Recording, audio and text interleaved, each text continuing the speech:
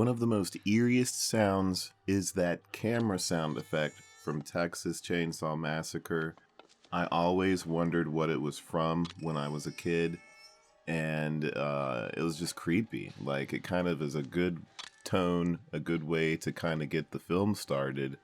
I didn't watch Texas Chainsaw Massacre until I was probably around, I think I was like 10 or 11 years old. I was a little bit older. I didn't see it when I was a little kid. When I was a little kid, I was watching Nightmare on Elm Street and Friday the 13th more. Texas Chainsaw didn't come up till I was around 10 years old, 10 or 11.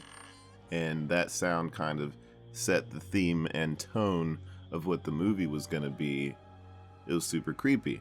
So now, all these years later, just like Friday the 13th, we got Texas Chainsaw Massacre coming out as a video game by Sumo Digital, also Sumo Nottingham in England, and GunMedia, the same producers, creators, publishers for Friday the 13th.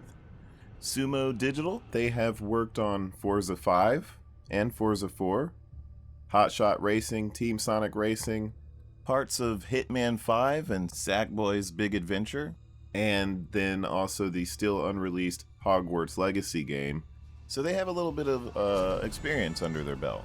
This will definitely be a huge project undertaking for them. Horror fans are definitely a crowd to please, so we will just have to be patient and see what kind of gameplay concepts they come up with between Sumo and Gun working together on the project. Speaking of gameplay ideas, let's talk about the films alongside the game. So in the movies, which is a cool kind of a thing I got going on in my head, I like speculating about what these games are going to be like. You guys remember the campfire chat talks that we had for Friday the 13th. This is exciting, you know. Before I get into it, talking about licensed games in general. Some people hate it when the topic of licensed games come up. I'm a person that is like, I grew up in the 80s, man. I've wanted to see the games like Aliens, Friday the 13th, Predator, Texas Chainsaw Massacre, and these, Chucky. Some of these big hits out here of the classic 80s horror genre, slasher genre specifically. I've always wanted to see those in video game format, and I've always wanted to see them be successful. Some people think it's unoriginal for licensed games to come out and cash grab money, but the way my mind works is, okay, so these games are going to pull in a little bit more money than a no-name original title that has nothing to do with a classic horror license. But if there's a good team behind the game, then there's passion there, then their energy could be great to give the audience, give the players an experience that will give them that adrenaline rush, that tension and excitement, like a roller coaster. I've always thought of these things as being like going through a haunted house or a roller coaster.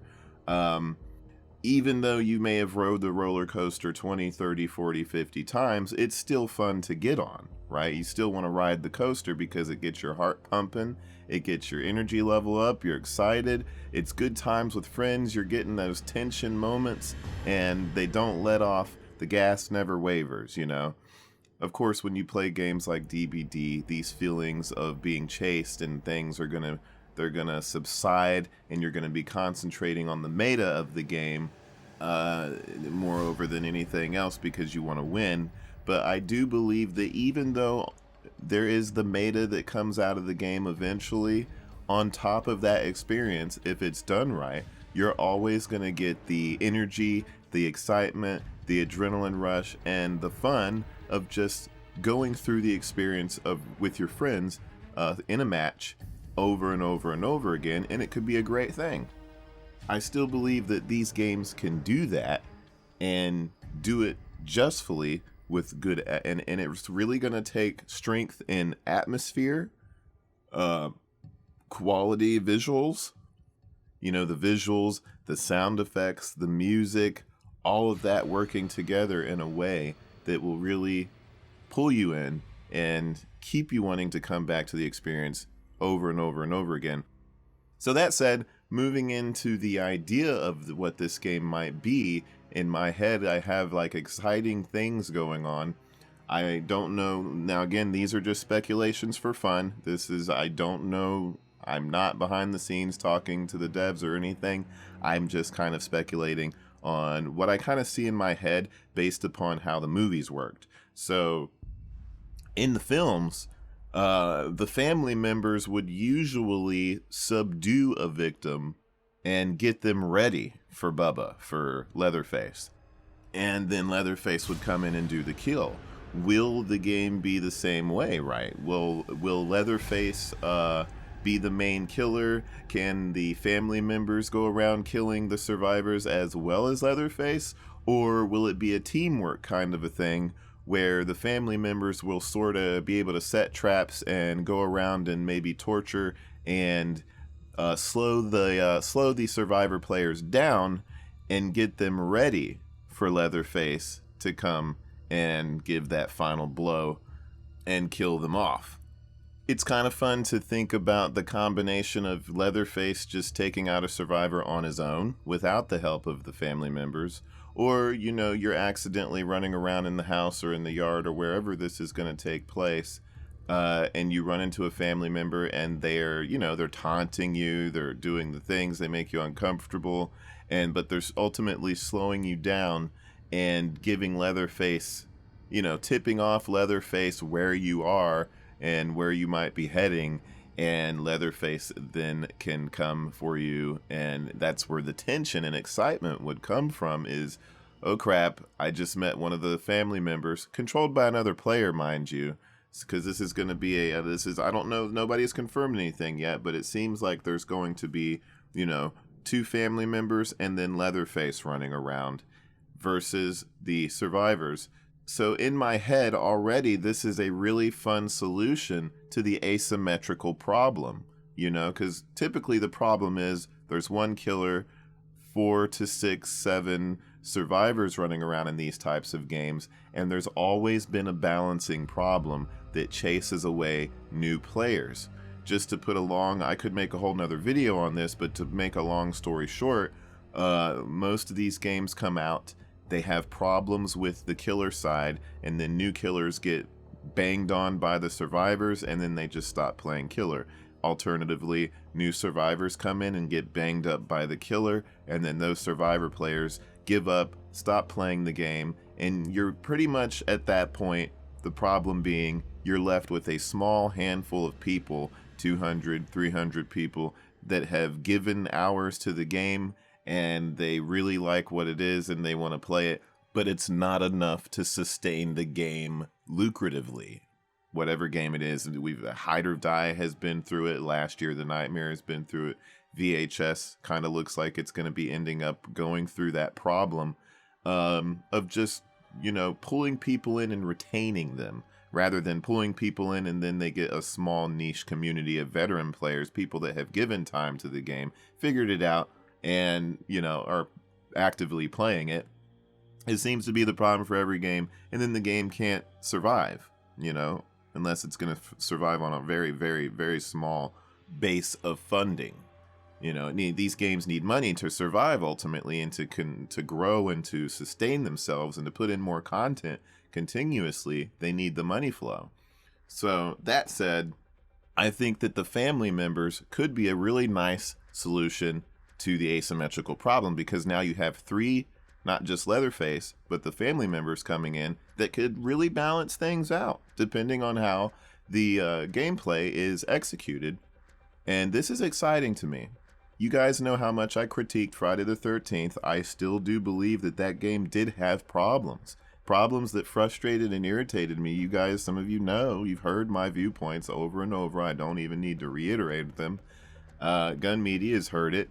I do think that beyond the veil of the court issues that, was going on with Sean Cunningham and Victor Miller, while that is part of the reason the game died, the game did have problems before that. Gameplay issues, the shift grab and, all that stuff I'm not going to go over again. You've heard it plenty enough, but it was just Jason getting beat on most of the time, So this whole thing with introducing a main killer and then the family members as a deterrent or an alternate way for the survivors to meet their end, really good idea. I think it could be a really strong solution to the asymmetrical problem.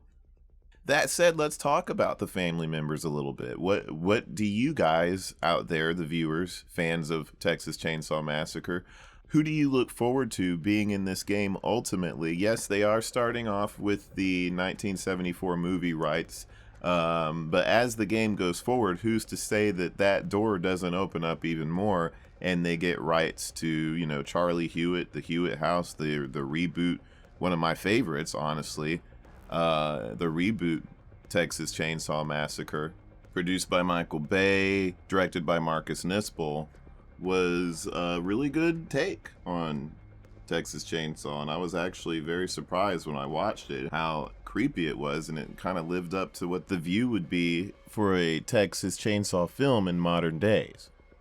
R. Lee Ermey would have been a really fun actor to put into the game. It's sad that he's passed, because man, he would have been definitely one of the best in the game to put in as a voice cast and character to be able to play as a family member. Man, that would have been, I mean, unless Gunn can go out and really do an audition call for somebody that can imitate R. Lee Ermey's performance as Sheriff Hoyt, Charlie Hewitt, and still get him in the game, would be amazing. There's got to be somebody out there that can do that role as well as R. Lee Ermey could. That would be an amazing addition in the game, I think. Vilmer, portrayed by Matthew McConaughey, would be one of my personal favorites. He was scary, creepy dude. Like, his performance was so good, uncomfortably good.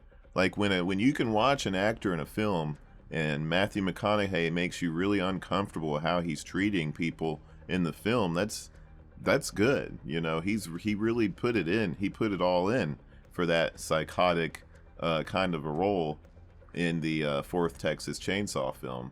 So honestly, definitely no shortage of material for GunMedia to work with in terms of if they get the doors to open for all the other Texas Chainsaw films that are going on out there. They have a lot of content. Like, I'll be honest and say they have way more content than Friday the 13th had in terms of the various Leatherfaces they could put in the game, the skins, and family members, you know.